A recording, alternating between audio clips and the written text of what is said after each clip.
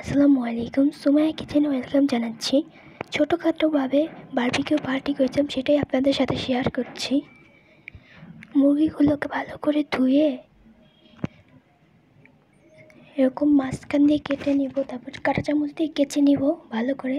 এরপর লেবুর রস দিয়ে দিব, লবণ,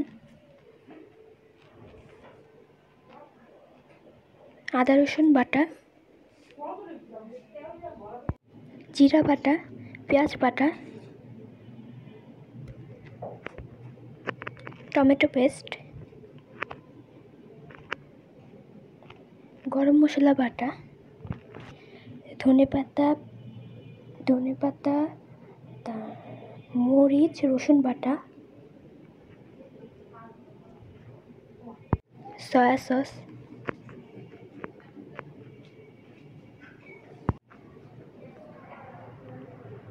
গুঁড়ো মরিচ,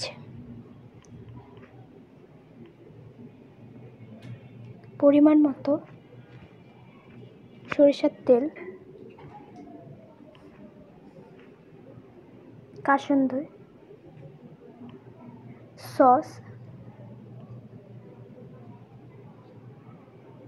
ধনিয়া গুঁড়া,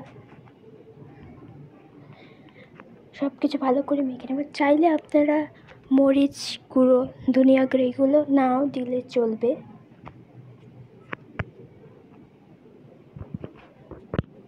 সব কিছু ভালো করে মেখে নেব।